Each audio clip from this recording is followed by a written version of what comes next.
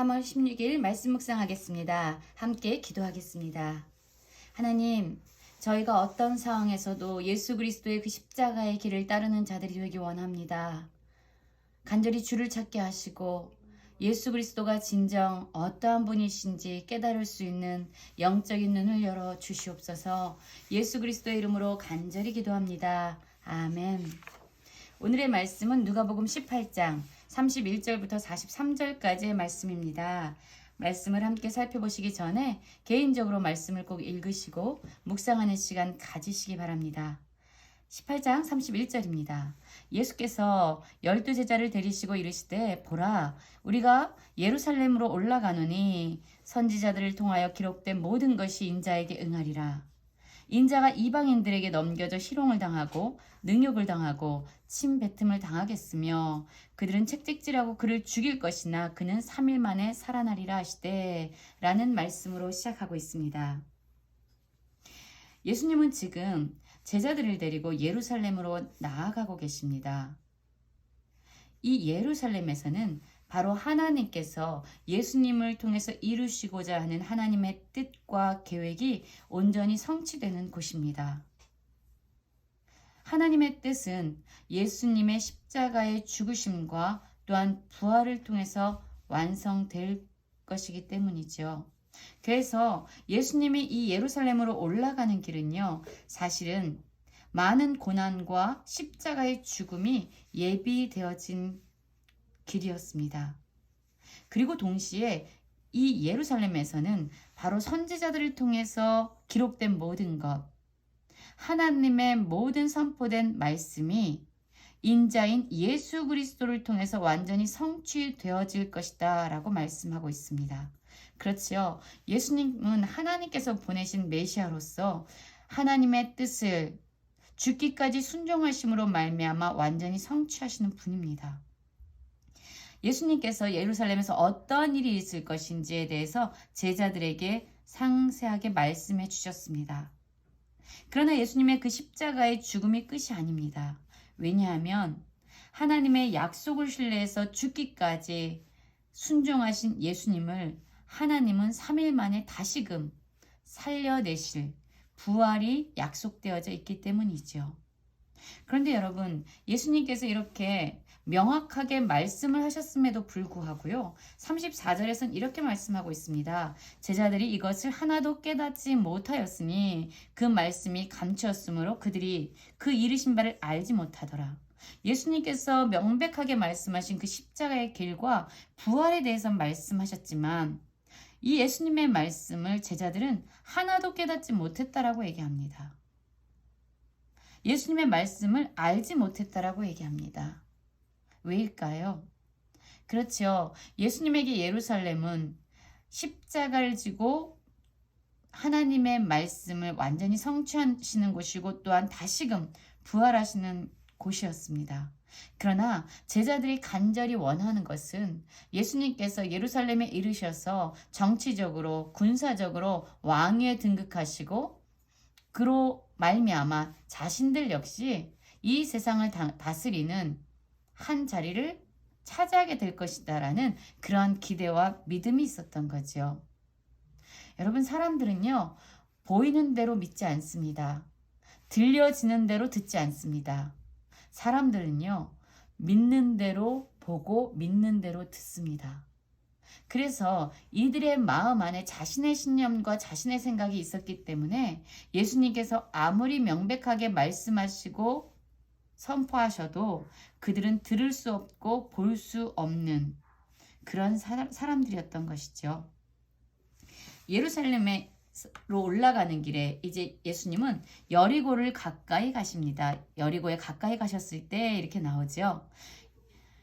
이 여리고는요, 해수면에서 약 마이너스 200m 정도에 위치되어 있는 그런 도시입니다.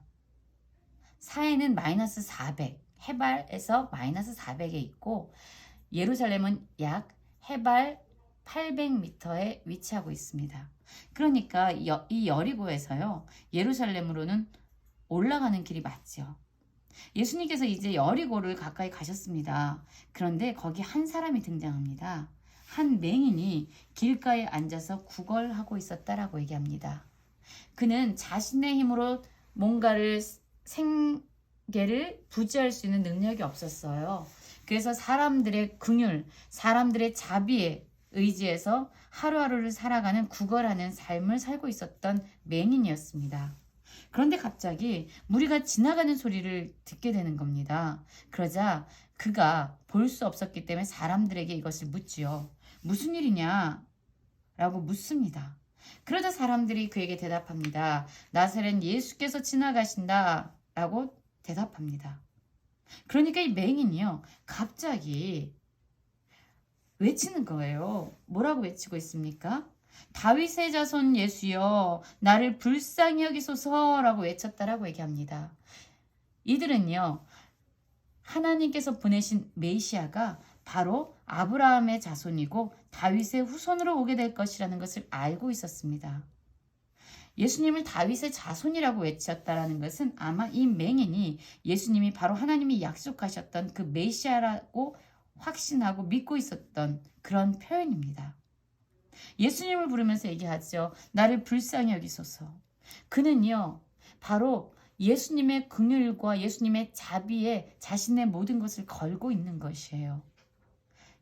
바로 예수님 안에 긍휼이 있고 자비가 있고 사랑이 있다라는 것을 믿고 알았던 사람이라는 거죠.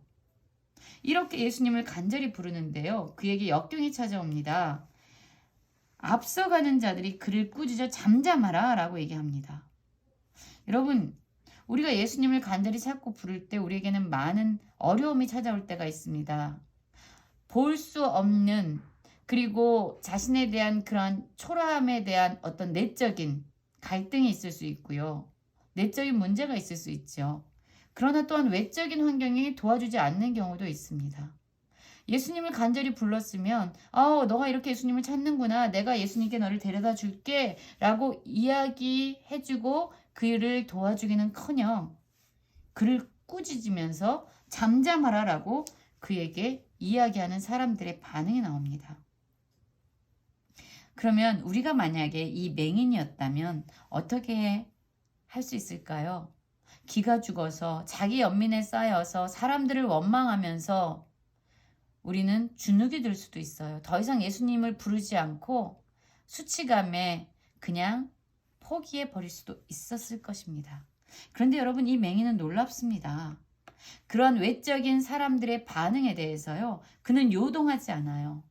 그에게 중요한 것은요, 사람들이 자신을 어떻게 보고 어떻게 취급하느냐가 아니었습니다. 그의 진정한 관심은요, 예수님을 멈춰서게 해서 자신에게 예수님의 긍휼을 베풀도록 하는 그 일이었어요. 그는요, 오히려 사람들의 구박과 꾸짖음에도 불구하고 더욱 크게 소리를 질렀다라고 얘기하죠. 더 크게 소리를 지르면서 얘기합니다. 다윗의 자손이여, 나를 불쌍히 여기소서라고 예수님을 부르짖고 있습니다. 그런데 여러분, 예수님의 반응이 어떠하신지 아십니까? 예수님께서는 그를 꾸짖는, 잠잠하라고 그를 매몰차게 대하는 사람들과의 반응과는 너무나도 다른 반응을 보여주고 계십니다.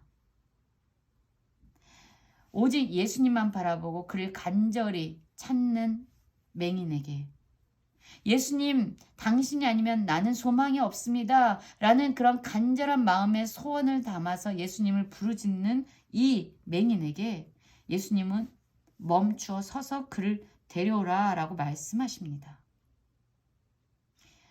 그렇습니다. 사람들의 반응과 예수님의 반응은 너무나도 다릅니다. 어쩌면 사람들은요, 맹인은 예수님께서 하나님의 그 위대한 사역을 이루면서 나아가는 길에 방해거리라고 생각할 수 있었을 거예요. 그러나 예수님은 그 맹인을 그냥 지나치지 않습니다. 그의 외침에 멈춰 서셨고 또한 뒤를 돌아보시면서 그를 데려오게 하십니다. 그러자 이 맹인이 예수님께 가까이 나아가죠. 그러자 예수님께서 물으십니다. 내게 무엇을 하여 주기를 원하느냐? 그러자 이 맹인이 대답합니다. 주여, 보기를 원하나이다. 여러분, 만약 예수님께서 지금 우리에게 내가 내게 무엇을 하여 주기를 원하느냐라고 물으신다면 분명한 대답을 가지고 예수님 앞에 설 수 있으시겠습니까? 이 맹인은요, 예수님이 어떠한 분이신지 알았고 어떠한 능력을 행하시는 분이신지를 알았던 거예요. 그래서 그분에게 요청할 수 있었던 겁니다. 이분은 내가 보기를 원한다라고 이야기하면, 그렇게 말씀하면 이분은 능히 그 일을 해주실 수 있는 분이다.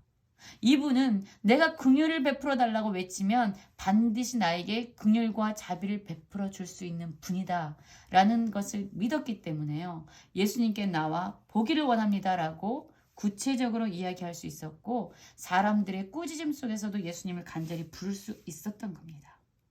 그러자 예수님은 그에게 말씀하십니다. 보라, 내 믿음이 너를 구원하였느니라 라고 말씀하시고, 그러자 예수님의 말씀이 선포되자 곧 그는 보게 되어서 하나님께 영광을 돌리면서 예수님을 따르는 삶을 살게 됩니다. 예수님은 어떤 길을 가고 계시죠?